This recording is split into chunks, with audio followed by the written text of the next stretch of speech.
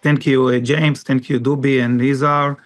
I would say that today is a very sad day for the University of Haifa. Yesterday, the body of Inbar Hayman, Zichrona Livracha, was identified. A fourth-year student at the School of Design. And yesterday, as the funeral was held by for Captain Daniel Peretz, Zichro Livracha, who fought and was killed in his tank in Nahal Oz. Daniel was the son of Rabbi Doron Peretz, a graduate of the Ruderman program in American Jewish Studies. So, as you can see, that the University of Haifa community is an integral part of what's happened in Israel since October 7th. I am dressed unusually today. I'm wearing a red t-shirt, which is my team, Hapoel Tel Aviv. For those who don't know, Hapoel Tel Aviv is a family. One big family of fans, both in basketball and in football. Yaron Uri Shay, Zichro Livracha, was a Hapoel Tel Aviv fan, and the whole family, Izhar, his wife, and his kids, all of them are Hapoel Tel Aviv, and this is my modest gesture toward them, both as a fan and as president of University of Haifa. So Izhar, from red fan to red fan, big hug from the University of Haifa community. Now, I would like to say some general notes in my second hat as an officer in Missing in Action Unit in the IDF and as historian of modern Jewish history in general and the history of the State of Israel in particular. So I'm not going to talk just as the president of university, but also as an officer in the MIA, Missing in Action unit. And I have very proud to say that in the last 20 years, I located 6 missing soldiers whose burial place had been unknown since 1948. This subject of the missing soldier of the War of Independence is very relevant than ever today, as 16 fallen Israelis remain in Gaza. And I would like to say that in the early 1950s, Prime Minister David Ben-Gurion made a moral decision that there would be no tomb of the unknown soldier in Israel. Even if there are unknown soldiers, the state of Israel will make every possible effort to find them. That is how it was in the past, and that is what we have witnessed over the past 2 years when tens of thousands of Israelis took the streets and demonstrated for the return of the hostages. From my point of view, these Israelis, which I would say that was the finest hour of the Israeli society after October 7th. And from my point of view, the Israelis in streets had an influence on President Trump, who responded to it in his own voice. And we must do everything possible as a society, as Zionists and Israelis, as Jewish, to bring everyone home, because otherwise we will never heal. Thank you. Thank you, Guru. And thank you again. And now I would like to introduce to you our main guest for the evening. You know, it's a very special day today, as Guru just mentioned. Today is the official day of remembrance of the October 7th events, this devastating blast that we had all still remember almost on a daily basis. Izhar Shay is a very prominent high technology entrepreneur in Israel and also a capital venture advisor and professional. In the past, he served in the Israeli government as Minister of Science and Technology. And as I say, he's a well-known, very distinguished figure in the high-tech industry in Israel. Unfortunately, on October 7th, unwillingly, he joined this family of bereavement when he lost his son, Yaron Shay, let him rest in peace, in this cruel battle around Kerem Shalom, one of the kibbutzim around Gaza, which one of the major targets of these wild savages that had changed our life so brutally and so sharply at that very horrible day. So Izhar, thank you very much for joining us tonight. And maybe the right opening will be if kindly simply tell us about yourself and to our friends all around the world who was listening and watching you. Thank you very much, Chairman Weisglass, for this warm introduction. And thank you, Professor Aloi, President of the university, for this warm introduction and heartwarming tribute to Hapoel Tel Aviv in the context of my hero son Yaron's passion and love for the team. This is much appreciated. And obviously we share the love and the passion for the same team. I was asked to say a few words about myself, and I wanted to highlight, maybe a few key milestones in my career. Please take them in the context of what happened on October 7th and onwards. And this is the main story that I'm going to try to focus on this evening in Israel, this afternoon or midday in the United States, wherever you are. Thank you very much for joining us and for listening in. So just to mention maybe a few, so to speak, milestones in my career. As you can see, I was born about 62 years ago in a kibbutz in the Negev. We call it Otef Aza or Otef Israel, the surroundings of Israel bordering the Gaza Strip.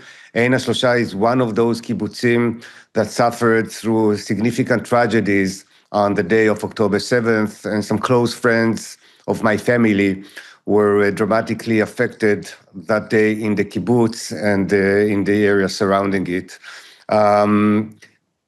My family moved to Jerusalem, where I grew up, and then I moved on to join the Israeli army, the IDF, as a paratrooper and an officer. You may recognize by the years I served in the army that I participated in what we call today the First Lebanese War in 1982. As a unit, a soldier in one of the paratroopers unit of the Israeli Defense Forces. I moved on after discharging from the army as an officer to earn my bachelor degree in electronics from the Technion in Haifa, and then turned into a close to 35 years career in the Israeli and US high-tech. I became a high-tech entrepreneur. I started a number of companies. I became, actually worthwhile to mention, I relocated with my family to live in the East Coast of the United States for about 10 years. That ended in 2005. We call them very productive years in my family because we moved to the West, to the United States with 2 children and a company that I was managing. We relocated back to Israel in 2005. after realizing 2 exits, and way more important, after having 2 new kids, both born in the US. So, pretty productive time in the United States. 2 of my 4 kids could become American presidents by the American laws, which define that you have to be born in the US in order to become president. Do not worry. They are not running for office as of yet. I became, after returning to Israel, I became a venture capital investor. I joined a Silicon Valley-based venture capital firm called Canaan Partners, opened the Israeli office for Canaan, and I was part of the firm for about 14 years across 3 funds, which were mainly focused on the US, and 1 additional fund which we opened and dedicated to early stage investments in Israel. And then sometime in early 2019, I had a strange twist in my career. I was invited by General Benny Gantz to join his newly formed party called Blue and White, which I eventually did, and so was part of the Israeli political arena for about 4 years. In which I was elected 3 times as a parliament member. Please do not be impressed by the number 3, just because in Israel those elections happen time after time, too frequently, and for unnecessary circumstances. But I was elected 3 times to the Knesset, to the Israeli parliament, and also to the Israeli government as Minister of Science and Technology, and also part of the 5 members COVID-19 cabinet, which was put together to define policies and to coordinate the government and public officers' efforts to face the COVID-19 challenges as we were facing them back then in 2020. And this is where I actually switched back into high tech in mid-2021. I quit my government office and also my parliament duties, and went back to what I like to do most, which is mentoring entrepreneurs, serving on a number of boards, nurturing innovation, part of a venture capital firm that invests in deep tech, early stage, AI-focused projects. Life was interesting and good and very promising. And then came October 7th. Back to you, Dov. Sorry. So the October 7th have changed everybody's life in Israel, but nothing to compare the way it has changed your life and your family life.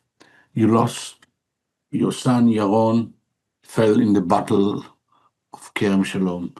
Please tell us about Yaron, and tell us as much to the extent of about the circumstances that he had lost his life.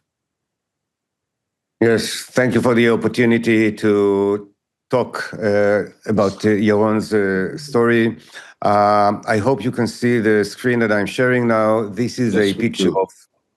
Okay, thank you. So this is a picture of 21 years old Yaron, our youngest son. As I said, he was born in the United States, actually in Ridgewood, New Jersey. Attended a Chabad nursery school for a couple of years, and then together with us, he relocated back to Israel at the age of 4. He grew up in Kadima, which is in center Israel, in an area we call Sharon, not so far from Tel Aviv, northeast of Tel Aviv.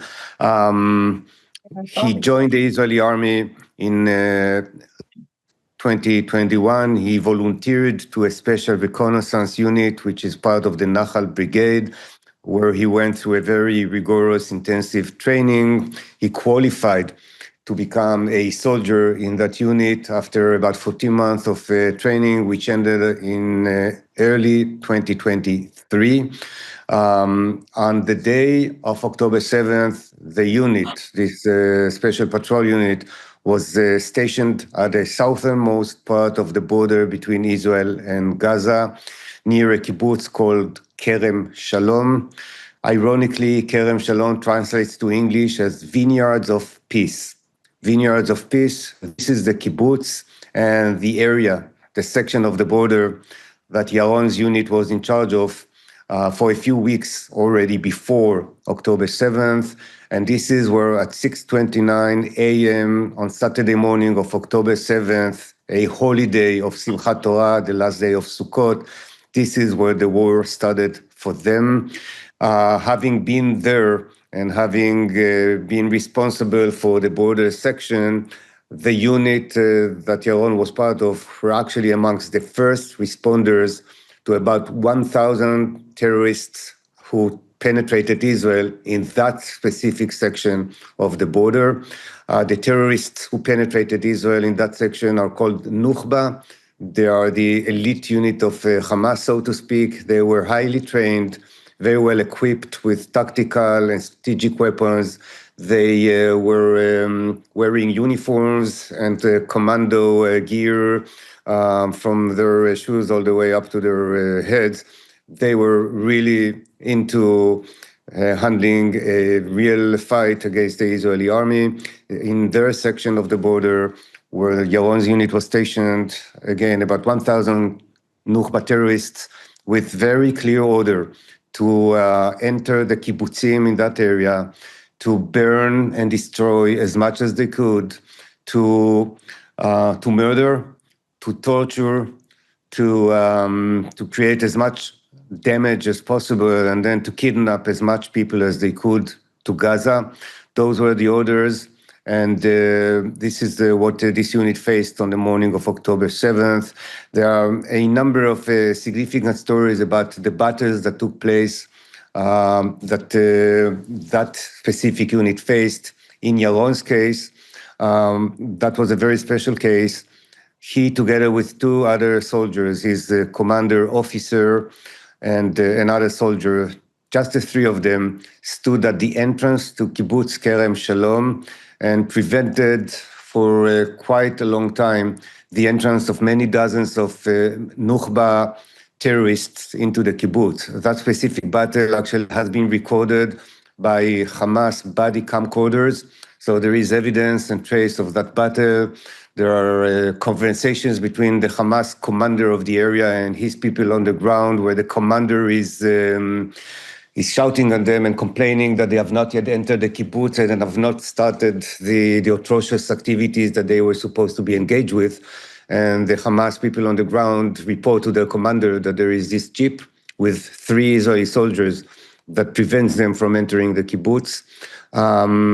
That battle ended up with the 3 heroes wounded, and very sadly, Yaron, our son, lost his life in that battle.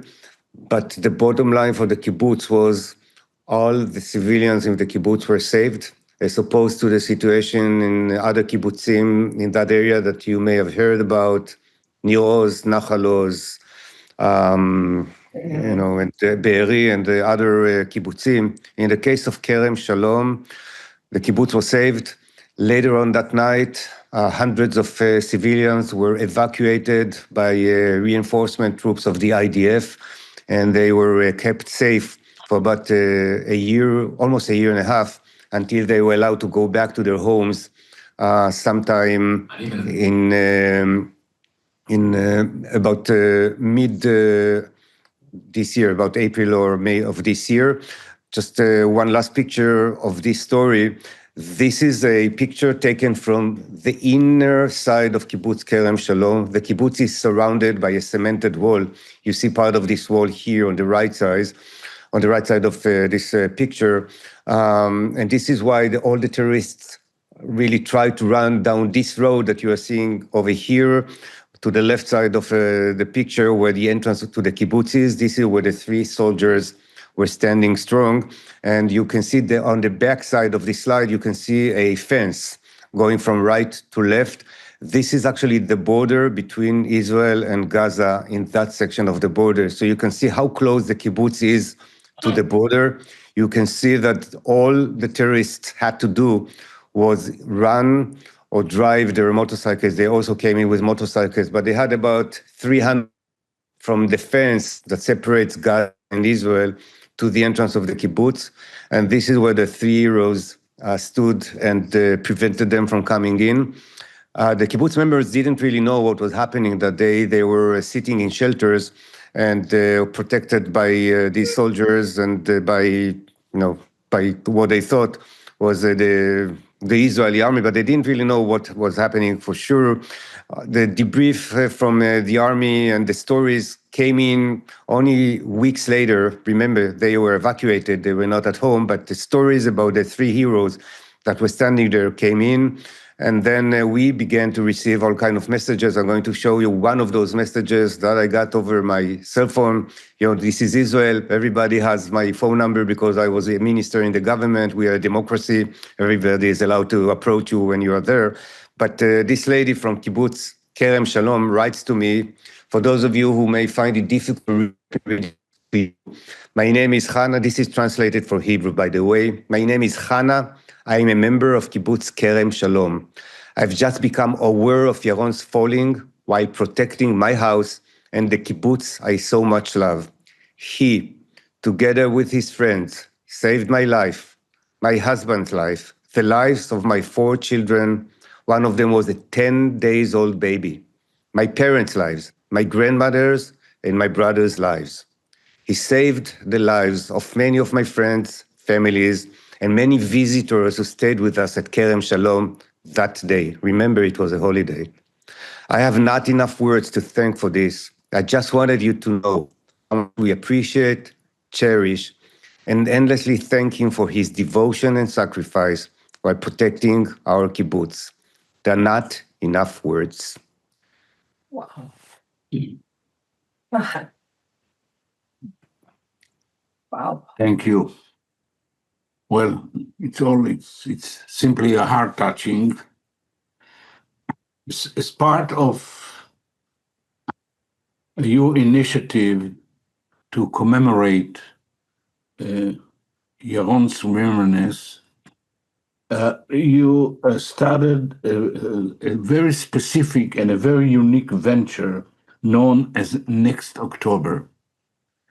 Just to the knowledge of our audience, today, when I called Izhar just for coordination, I managed to trace him at the president's residence in Jerusalem. I mean, Yitzhak Herzog, our president, because this particular venture you are about to hear is hosted by our president, given its importance, its significance, but primarily its originality. It's an incredible, well-advanced, very well-thought way of commemoration, which combines, of course, the memory, the reminiscences, the past, the sad past of Yaron and his friends on one end, and yet with a very encouraging, positive, and I would say even optimistic look right into the future.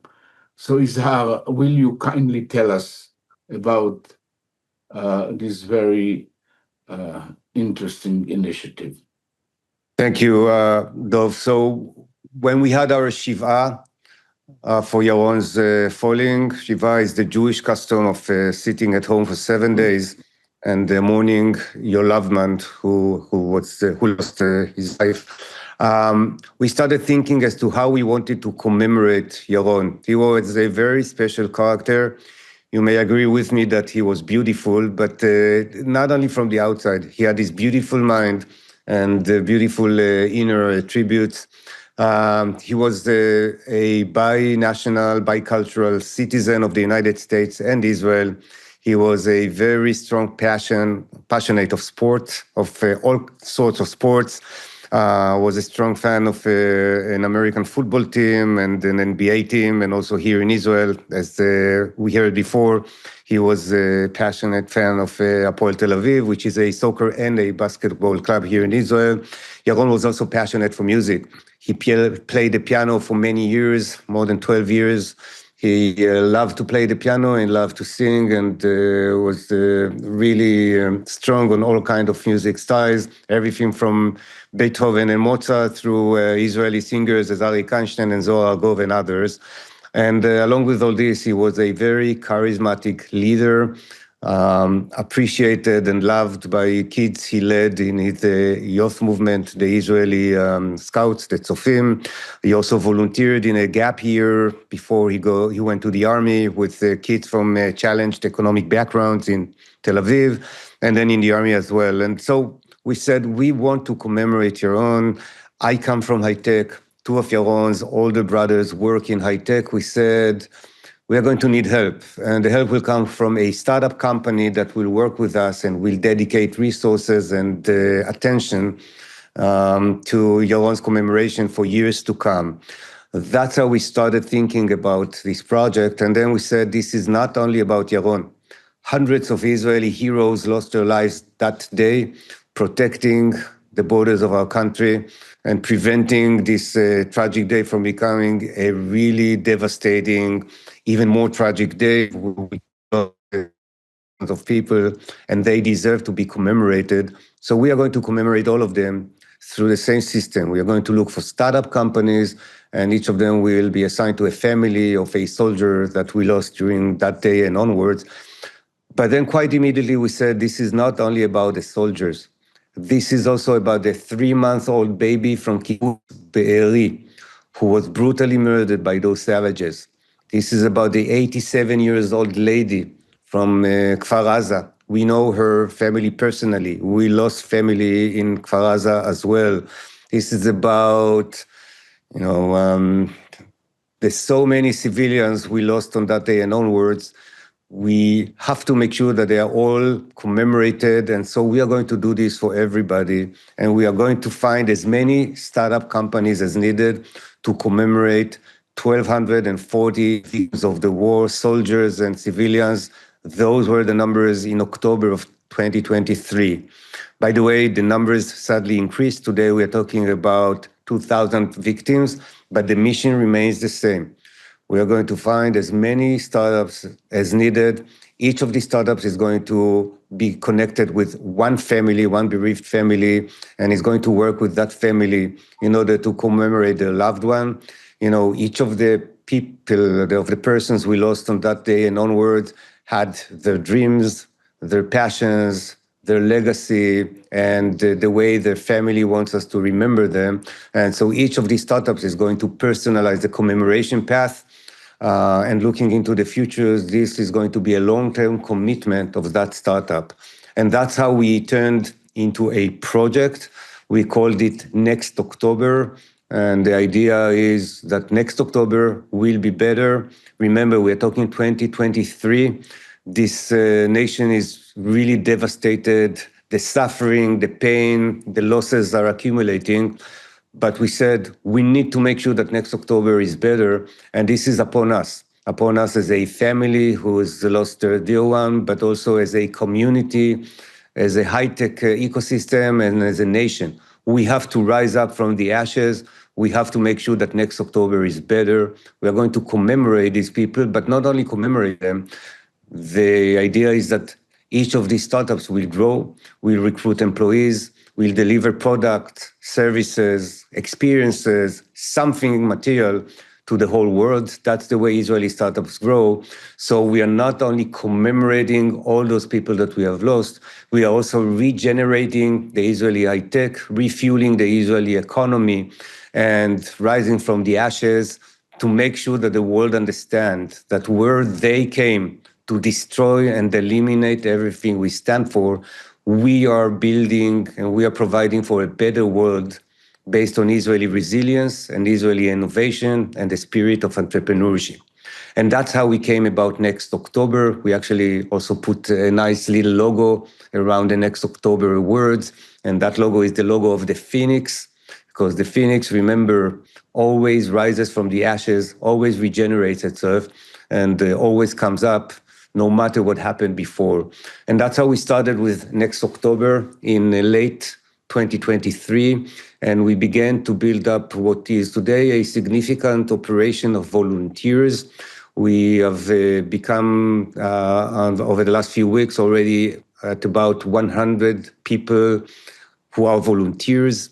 All of them dedicate significant time to Next October to do one of two main things. One of them is to commemorate So we connect between families of the victims and startup companies and track the commemoration processes, but we also support those companies. So we have a significant operation around helping them, connecting them to investors, connecting them to business partners, presenting them around the world, mentoring them. We have a few hundred mentors who raised their hands over the last couple of years, coming from all kinds of experiences, and providing services, mentoring services for free, just in order to make sure that those companies rise up and succeed.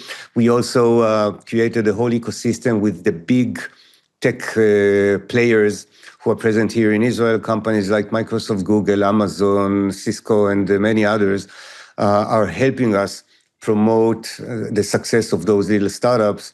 And in that fashion, we actually created a whole ecosystem that has the mindset of regenerating, refueling, recovering from the big suffering of October 7th, and providing for a better world and growing up our startups and our economy. We are still not there yet. We are very proud of what we have achieved, which is today more than 450 companies that are already connected to bereaved families are working on commemoration, along with delivering products, delivering services, experiences around the world. And that's a significant undertaking already. But we are on a mission, and the mission is to reach all the way through 2,000 people, which is sadly the number that we are facing today. Thankfully, as we are talking today in this webinar, the war is over. So we know that we have a finite number to achieve. And when we get there, this is basically the whole early stage ecosystem in Israel, which is going to be a next October ecosystem gearing towards financial and technological success, along with commemorating everybody that we have lost. And remember again the message: they came to destroy, they came to eliminate everything we stand for, but we are here and we are delivering products, we are delivering goods, we are delivering for a better world based on Israeli innovation and resilience. Thank you. And since we are about to conclude this part of our conversation, which deals with the October 7th effect, personal effect over yourself and your family, so allow me, on behalf not of those 200 good people who now are around this virtual table listening to you and watching you, to extend our deepest condolences to you, to your family, for this unspeakable loss, and may him rest in peace, and God will be with you. And now allow me to conclude with a very general question. Given your vast experience on Israeli life, your deep understanding, not just in technology and electronics, but also in political life and public life, you are very well familiar with the mechanism of our government and how it altogether works. The war is practically over. And even if among us there are people who are still playing with an illusion of restarting the war, so President Trump today, I think was it today or yesterday, I think he said to CNN pretty bluntly, like usual, that the war will not start unless I will allow it, or something to that effect. And so far, he doesn't allow it. So we don't know, but most probably the war is over. The living hostages, God willing, are back at home. I'm very happy to announce that shortly before this meeting, when we heard the night news on TV, we were happy to hear that 4 out of them already leaving hospital. Namely, all the medical checkups apparently are satisfactory or ended up negatively, and they are in a physical and apparently also in a mental condition allow them to leave hospital.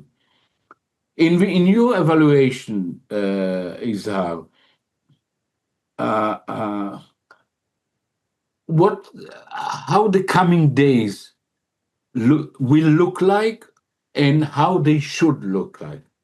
Namely, what is going to happen and what should happen if the fate of Israel would be in different hands, sort of speaking. Thank you, Dov. So I think this is an excellent question that all of us Israeli should ask themselves. October 7th presented a huge, dramatic tragedy to all of us as a nation.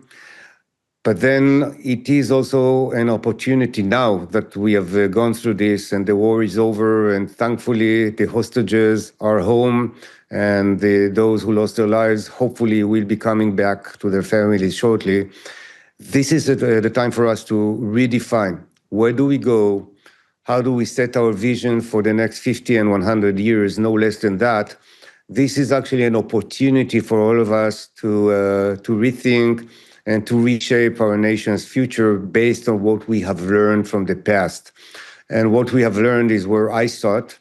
I'm amongst the strong advocates for a national inquiry investigative committee, which will go through the years before October 7th and will come up with the appropriate findings as to what processes, what decisions, what failures have led us to the dramatic, unbelievable, perfect negative storm that we faced on October 7th, which was a total failure of systems, defense and national systems, along with government and public systems. We have to learn. Our government has been objecting fiercely the investigation for the last couple of years. The excuses are over now, and we have to make sure that we go immediately to investigate, to make the appropriate inquiries across the board, and find out the appropriate failures and also the people who were responsible for those failures on the military front, on the defense front, and the strategic front, and also on the public and government front as well. So that's number one. You have to learn your past in order to define your future. And then what comes next? We have to become, again, part of the world, of the network, of the advanced liberal world that has been closing on us over the last 12 months or so. We have seen a very significant, tragic failure of the Israeli government in terms of losing friendships with partnerships with countries that traditionally have been our partners and supporters for so many years. We have seen this network breaking down, and we have seen we are facing today a very significant, challenging situation where Israel is not regarded as the victim of this war. Israel is not regarded as the nation that has been doing just for itself. And we have to do a lot of fixing. This is not only in order to make ourselves look better. This is a critical, intrinsic part of our recovery. We need to recover our economy. We need to recover our standing as part of the liberal, advanced world. And that's a major undertaking that I'm afraid that this current government cannot engage with. This government has damaged very significantly our standing around the world because of its surrender to extremists on the right side of the government. Those statements and declarations about conquering Gaza, about moving 1 million people out of Gaza, about putting Jewish settlers and settlements in the Gaza Strip and all kind of other nonsense, which, by the way, everybody knew that was totally nonsense. But this created significant damages because people around the world look at us and look at ministers in the government and they take them seriously. Nobody really has to focus or understand thoroughly the Israeli internal politics and understand that our prime minister has never given any significant importance to those silly statements, but the world has. And so in order to fix this, we have to change our government. We have to go through elections and hopefully build a coalition that will be based on liberal parties, will be based on liberal principles, and will create a sense of recovery and of building up the Israeli economy, the Israeli standing around the world, and definitely the Israeli defense strategy as a nation that will never ever face the same situation again. Obviously, those of you who listened to this last speech of mine understand that I'm coming from a very specific political standpoint, but I think that that political view is shared by many people across the political arena in Israel who understand that a change needs to be introduced, and that change has the chance to provide dramatic opportunities to Israel as a nation, to Israel as an economy, and to Israel as a part of the new Middle East. And that's something that we should definitely go after and hope for. Very well, but you understand that in order to realize a better future, as you so you well put, first of all, you have to know what was the past, what was wrong in the past, the misconceptions, and an official commission of inquiry. It's a must for serious, deep, thorough clarification of the facts. The prospects of foundation of a commission of inquiry of that kind, as long as the current government is in place, is zero. You lived many years in the United States. You must be aware to this American proverb, which our viewers wouldn't forgive me if I'm misquoting it, which say that the Turkeys never supported an advancement of Thanksgiving. The date of Thanksgiving. So the current government, who would be the major subject matter of any investigation of this or other kind, are not necessarily enthusiastic supporter of this. In anyhow, thank you very much.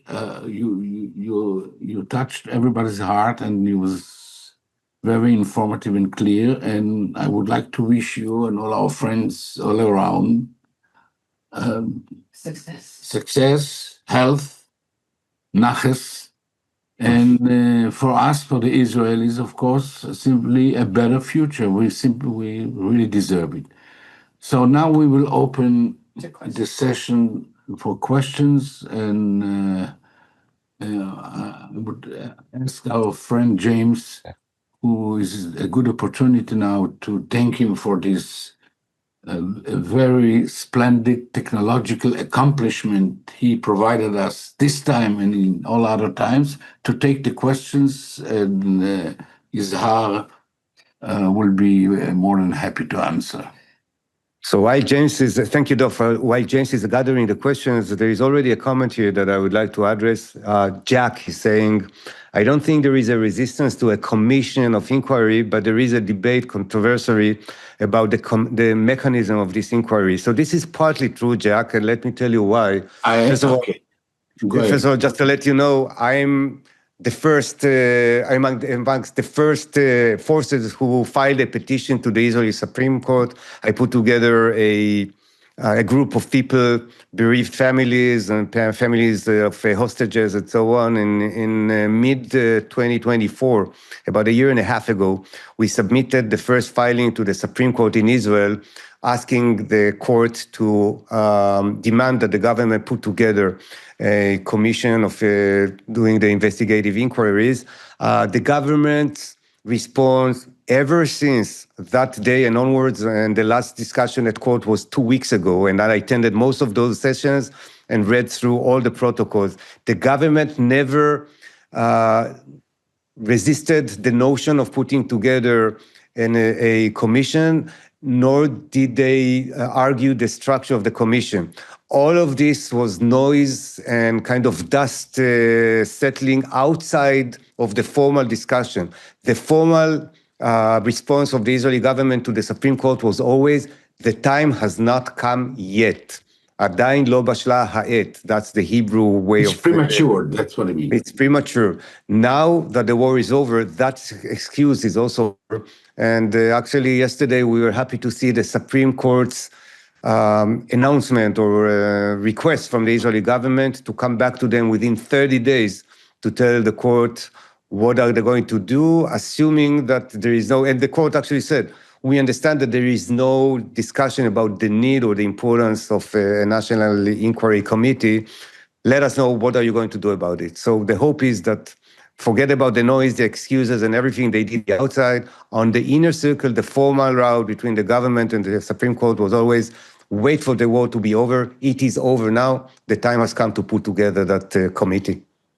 And Jack, allow me also to add, I've been, as a lawyer, I practiced in, I think, 6 commission of inquiries, starting in 82 by the state commission, by the official commission of inquiry appointed to investigate into the atrocities in Sabra and Shatila, and then the commission of inquiry appointed to investigate the unlawful method of investigation performed by our security service, and then a state commission of inquiry appointed to investigate into the atrocities in Marat HaMachpelah. If you remember this fellow Goldstein who slaughtered 140 prayers in Marat HaMachpelah.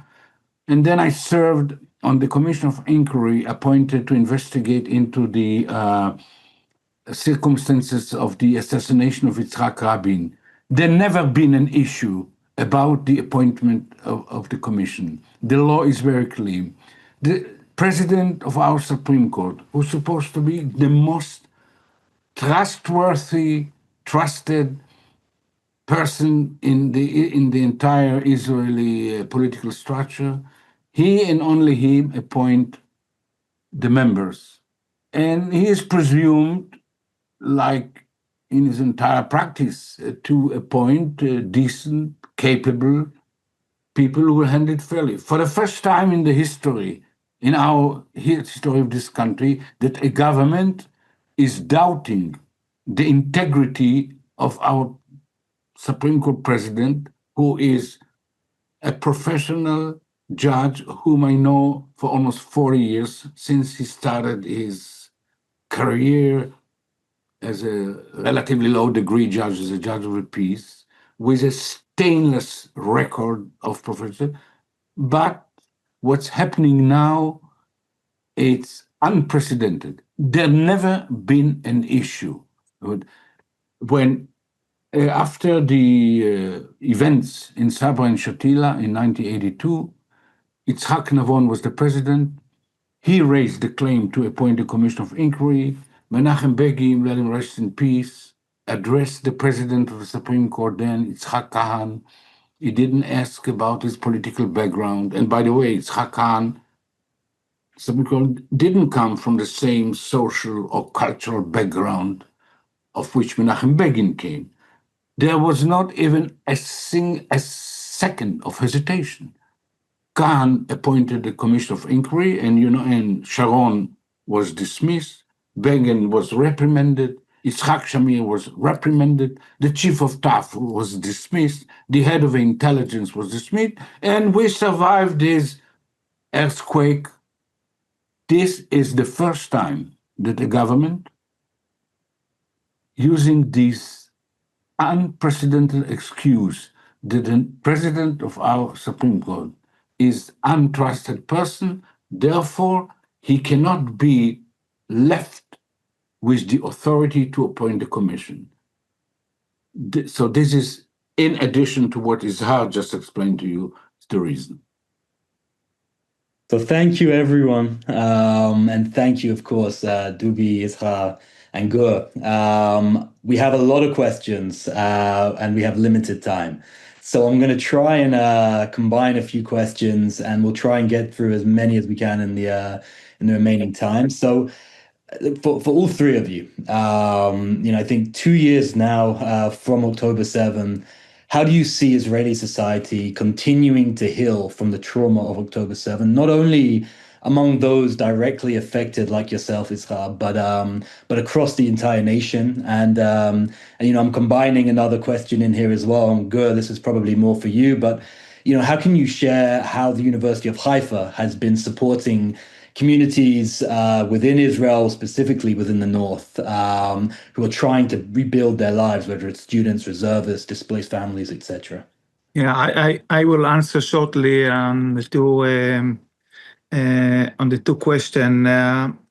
I think that in the next October, as Izhar said, and the next decade, Israeli society must not fragment into separate groups. I think our power is our solidarity, and we just heard the story of Yaron Zichro Livracha and many others. And the October 7 was a tragedy of the Israeli society, but it's also was one of our finest hour of the Israeli society in the weeks and months later. And I would say that the solidarity is all about, we can fight against our enemies, the Hezbollah, the Iranians, the Hamas, everyone, but without solidarity we have no chance in that very tough neighborhood in the Middle East. Now, as president of the University of Haifa, I believe that, of course, I'm professor for modern Jewish history, and like every president, I would like to develop the University of Haifa academically to open new labs, new departments, center, etc. But I think that I have also a national missions, not just academically. And the mission is how we bring together all the sector of the Israeli society to dialogue. We don't have to agree about a thing, but we have to know how to conduct a dialogue. We must stop the discourse of hatred in the Israeli society. And I think that in many ways, the University of Haifa, which we have Arab students, we have Druze, we have Jews, we have Christian, we have campus in Bnei Brak, which is the ultra-Orthodox city where we educate the Haredim. So in many ways, we are the university that represent very well the Israeli society. And we should be the bridge where we are bringing together the Israeli together. And I agree with Izhar that usually young democracies are in crisis after 75, 85 years old. We saw it in the Civil War in the United States. The states celebrate 85 years old, and there was a civil war. So we, Dobi, שומעים אותך. And I believe this is crisis of the fourth generation of the Israeli society, and we should understand what is now this new story of Zionism in the next 50 years. And if we understand it, I think we have a future here. If not, this is the end of Zionism here. Thank you, Gil. Izhar, I'm trying to combine as many questions as I can. We've had an outpour in messages, showing solidarity with your story. Your story clearly resonated deeply with everyone on this call. I think with so many Israelis, with so many of us in the United States as well, watching on. What have you found the most meaningful in how people, especially young people, have responded to the Next October initiative and its message of resilience? Thank you for everybody's feedback and warm statements here. We are flooded with heartwarming feedback and actually actions by so many people ever since we announced the establishment of Next October as an initiative. And so, when people ask me whether I'm optimistic or not, given everything that happened to me and to my family, we say day in and day out, absolutely, we are optimistic. We are surrounded by entrepreneurs who have this very significant mission and challenges of building up their company, of raising funds, building products, going through markets and whatnot, and still they find the time and allocate resources and define this as a high priority for their company to be part of this commemoration initiative. We are surrounded by close to 100 volunteers who raised their hands and said, this is important, we are going in and we are going to do whatever is possible in order to regenerate the Israeli economy along with commemorating everybody that we have lost. We are surrounded by good people, and yes, Dov was right. We just came here from the president's residence in Jerusalem, where the president and his wife personally not only have been endorsing us for quite some time, but also supporting, helping, and today they hosted us as a national commemorative activity in a very special, heartwarming session, very moving session in the president's residence, noting the 2 years national formal day of remembrance today. So the response is overwhelming, positive. And I think that the most important part of this is that people have taken responsibility upon themselves. This is where you do not expect government officials, you do not expect others to do something for you. You say, I'm in, I take responsibility, I will do as much as I can. And in order to paraphrase on this or to elevate this one step up, this is not only about next October. What makes me optimistic is that we are, by and large, are acting the Israeli way. We understand we are facing a challenge. Everybody's thinking what is that they can do in order to help. And so many people are chipping in with so many very significant initiatives. This is going to work. This is going to happen just because of who we are, of what we understand we have to do, and the magnitude of the challenges. We are going to be okay. We are going to overcome. Thank you. Look, I want to thank everyone for joining us today as we come up to the end of this webinar. I also want to say a very special thank you to Izhar, to Gur, and to Dubi for their powerful reflections, their emotional stories. We of course wish everyone continued strength, hope, and healing. We apologize to any questions that we didn't get to answer during the course of this webinar. If you still have questions, please do email us at info. James, can I maybe just one last note, which is very important for me. A week ago, I watched the film about Yaron, which I have to say, the participants of the webinar, I couldn't hold my tears. And as Leonard Cohen said, you cry and laugh. And I recommend the participant to watch the so moving film on so special young men who fought for Israel and the people of the North. So you have to watch it. It's very, very emotional and very special film. Thank you, Dov. For those of you who are interested, go to yaronshay.com, yaronshay.com. You will find a lot of information about Yaron and also a link to this very special film that was, it's a documentary that was produced about his life and his heroic actions, yaronshay.com. Thank you very much for this, Professor Aloy. Thank you. Thank you, Gur. And thank you, everyone.